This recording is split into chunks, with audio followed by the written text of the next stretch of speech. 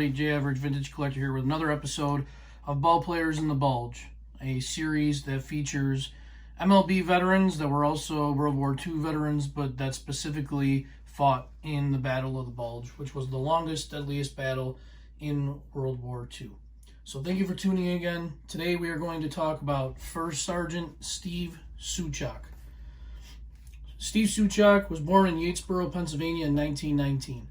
By the time he reached 9th grade, he was already 6 feet tall and played basketball, football, and baseball.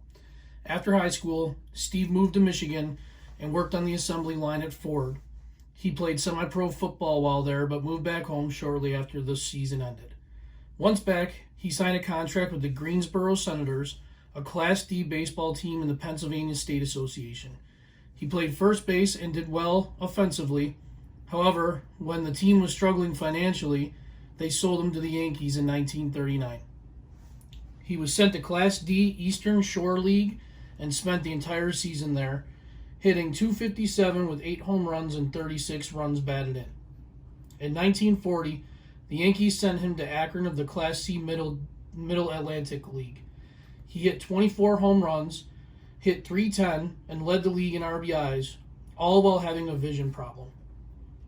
After the season, Souchock was diagnosed with photophobia, which meant too much sun was getting behind his eyes. He was given medicine, and by 1941, he was much better. In 1941, Souchock spent the majority of the season at Norfolk of the Class B Piedmont League. He played 125 games, batted .272, and had 8 home runs and 69 RBIs. In 1942, after starting in AA at Kansas City, he was moved to Binghamton of the Class A Eastern League. He led the league with a .315 average. He also led the league in runs with 94, doubles with 29, triples with 15, and RBIs with 91. He only had 13 home runs that year, which was second most in the league behind Ralph Kiner. He was named the league's MVP. After his most productive season, Souchock enlisted in the Army in 1942. He completed basic training at Camp Lexington in Louisiana and was sent to France in 1944. He was assigned to the 691st Tank Destroyer Battalion of the 87th Infantry Division.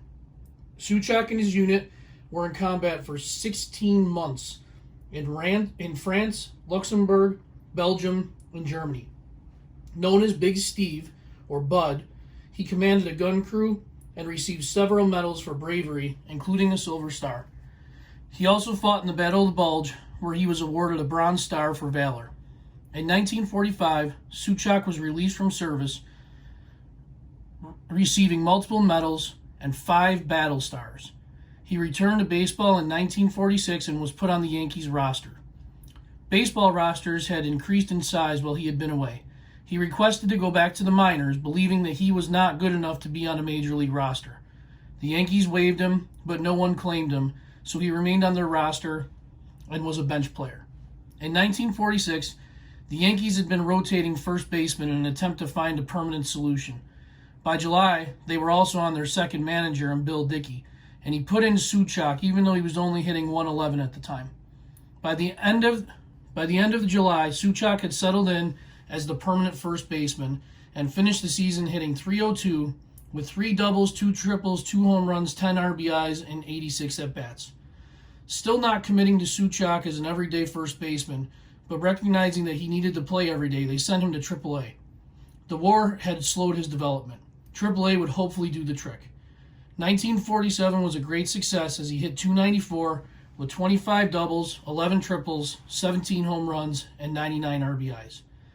In 1948, the Yankees thought he was ready for a big season with them, and so did Souchock.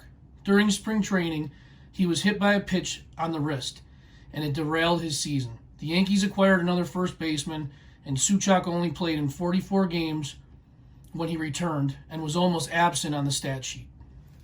After the 1948 season, the Yankees traded Souchock to the White Sox. Souchock still could not find regular playing time, but he did lead the White Sox in home runs despite that. Souchock also began playing in the outfield. Steve Souchock didn't stay long. At 30 years old and not an everyday player, he was sold to the Sacramento Solons of the Pacific Coast League. He had a solid year there, hitting .291 with 30 home runs and 99 RBIs, and he was having a blast. After the 1950 season, Souchock was drafted by Detroit. They needed a right-handed pinch hitter and outfielder. Souchock fit both needs. In 1951, he hit .245 with 11 home runs and 28 RBIs in 91 games. He also played every position except for pitcher and catcher. He was positive, modest, and had a good sense of humor. Souchock said of that year, quote, "That's when I became a little bit of everything. I became a utility man and played all the positions. I played all outfield, all fields, left field. I played one game in center field against the Yankees. I played right field, first base, third base, and filled in for a few innings at second base. I was a decent ball player with Detroit. I wasn't any good with Chicago or New York," end quote. During his time in Detroit, Souchock was a versatile player. He did not stand out as a superstar, but he was a great leader to a Detroit team that was getting younger. His best season was in 1953, when he hit .302 with 11 home runs and 46 RBIs. In early 1954, Souchock went to Cuba to prepare for the season, but he broke his wrist and missed a large portion of the season.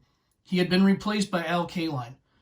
Souchock admired Kaline and even said he'd pay money to watch him play. Steve bounced around the league after that, eventually being hired as a manager in the minor league systems, and then spent a long time, as a scout. Reflecting on his World War II experience, he said baseball wasn't important in 1943, 1944, or 1945. Instead, the survival of democracy was. Former Tiger Jim Delsing had this to say about Steve Souchock. Quote, "I remember Steve as a great hitter, especially against left-handed pitching. He was also great for the team, always encouraging his teammates and helping people with their problems with hitting and fielding. To sum up everything, Steve was a great team player, friend, and teammate, and he always had good stories to tell," end quote. Thank you for your service, First Sergeant Steve Souchock.